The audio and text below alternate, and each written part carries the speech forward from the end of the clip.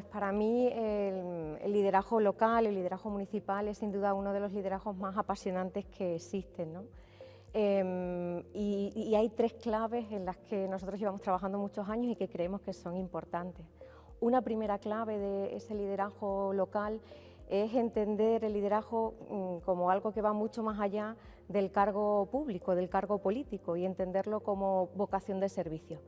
Este cambio de paradigma que te pone a disposición de las personas para mí es fundamental, porque cuando una persona tiene vocación de servicio, normalmente suele estar alineado lo que piensa, lo que hace y lo que dice, y cuando esas tres cuestiones están alineadas, se genera o se crea una autoridad real.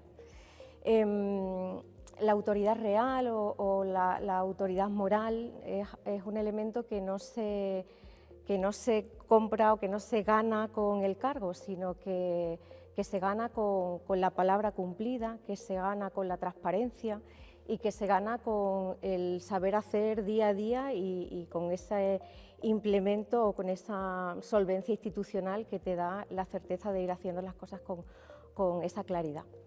La segunda clave que podríamos ofrecer tiene que ver con tener las competencias de escucha activa o escucha permanente. Para mí es una de las competencias del liderazgo más importantes. Trabajar en lo local o tener un liderazgo local es estar a pie de obra, estar en el terreno, estar con la ciudadanía. Y eso convierte a la escucha activa en una herramienta poderosa para generar oportunidades. Cuando un ciudadano o cuando una ciudadana viene a contarte cuáles son sus preocupaciones, sus problemas, sus debilidades o sus anhelos, ya está hecho la mitad del camino que desde el punto de vista político podemos tener. La otra parte del camino se construye dando respuesta a esas preocupaciones o a esos anhelos que has escuchado, ¿no? Incluso cuando esas respuestas también son, en algún caso, el dar un plazo, el dar un tiempo o el comentar cuál es el proceso que hay que seguir, que no directamente implica que soluciones ese problema que te han dicho, ¿no? Por tanto, esa escucha activa es de vital importancia. Y como tercer espacio tiene que ver con algo que dice mi amigo Juan Carlos, que es el crear escenarios de futuro, el crear oportunidades de futuro. Un liderazgo local está en el día a día con la ciudadanía, acompaña a las personas, conoce el territorio, pero sí o sí está obligado a poner las luces largas y a saber cuál es, desde la identidad que tiene el territorio, hacia dónde queremos ir. Para mí un liderazgo local es el que acompaña en el día a día, pero el que ilusiona y genera oportunidades de futuro.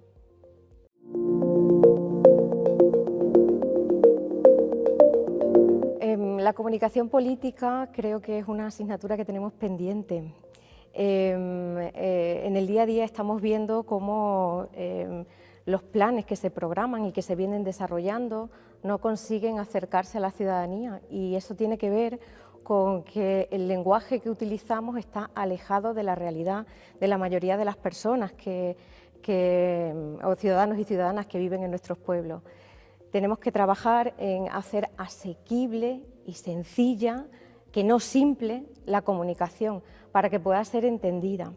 Cuando vamos a dar un discurso, cuando vamos a comunicarnos, sea cual sea nuestra plataforma, antes es importante que pensemos qué necesito que sientan las personas que van a recibir este mensaje, o qué es lo que quiero, o con qué quiero que se queden, y lo más importante, para qué necesito que entiendan el mensaje de la acción que le estoy proponiendo.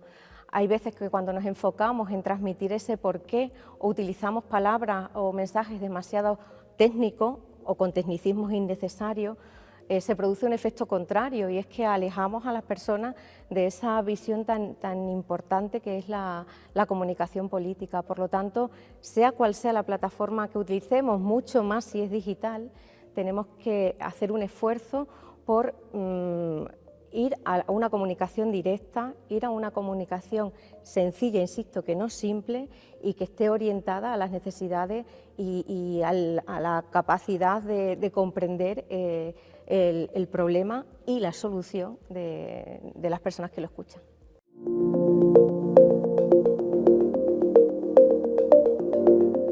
Creo que para una gestión de equipos eficaz es importante rodearse de personas que compartan tu misma vocación, que compartan esa visión que tú tienes, y en este caso hemos dicho que la visión era de servicio público.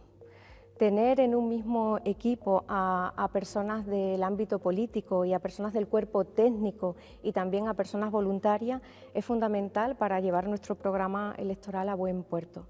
Es necesario crear espacios de encuentro, de diálogo y de conversación entre personas con esos distintos perfiles para que los proyectos puedan salir con el enfoque adecuado y también con el tiempo y la forma que se necesitan.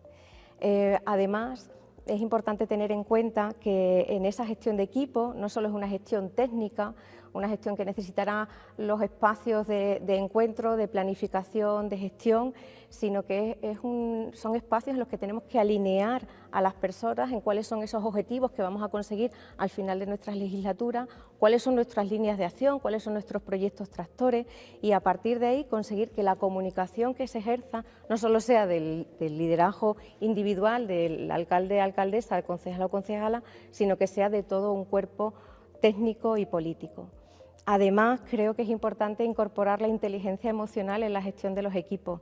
Las personas que están al frente de los equipos hay veces que van a tener que transmitir situación de calma frente a determinadas tensiones o todo lo contrario, apretar el acelerador cuando sea necesario, porque en los equipos hay distintos ritmos, distintas perfecciones, distintas urgencias, y todo eso hace que quien lo gestiona tenga que entender la forma en la que se canaliza de manera emocional.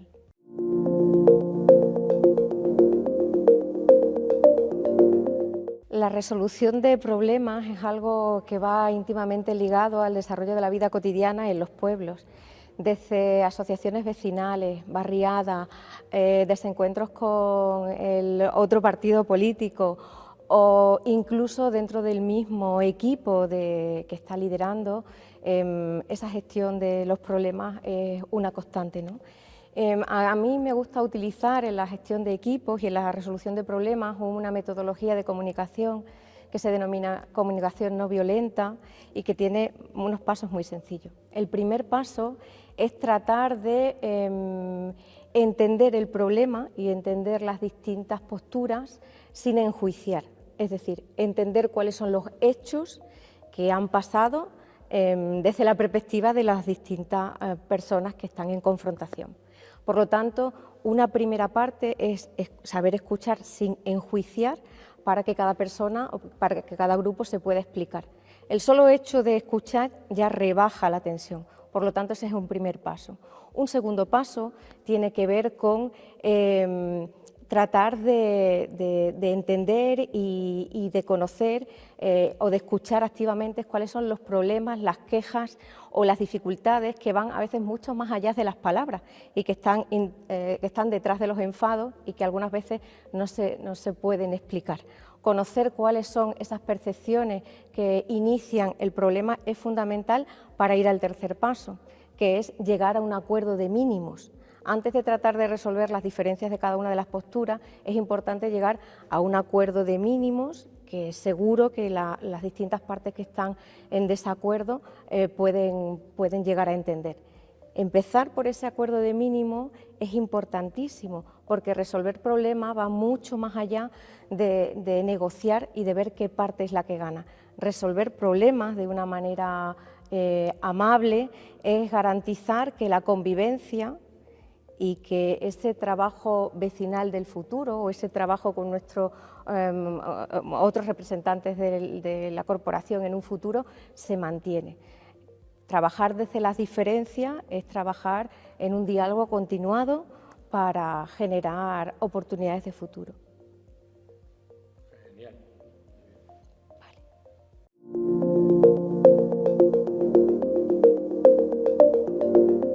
Pues para generar la credibilidad en un líder o lideresa político creo que hay dos elementos muy importantes. Por un lado, para mí tener credibilidad es directamente proporcional a ser capaz de cumplir con tu palabra. Creo que eso va por delante de cualquier aspecto físico o de cualquier ropa o de cualquier mensaje que uno pueda transmitir. Por lo tanto, creo que es un elemento importantísimo y que tiene que ver con tu planteamiento político. Esa es la primera.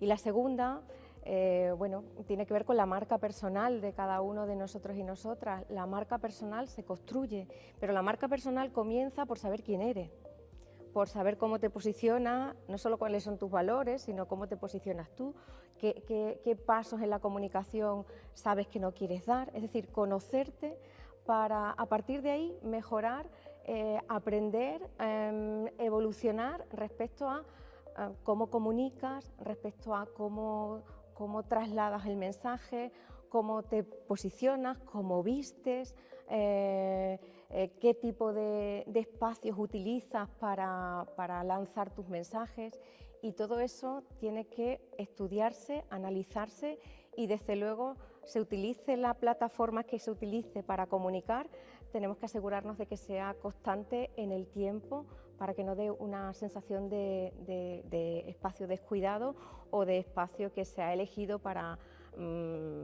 trabajar durante una determinada época del año, ¿no?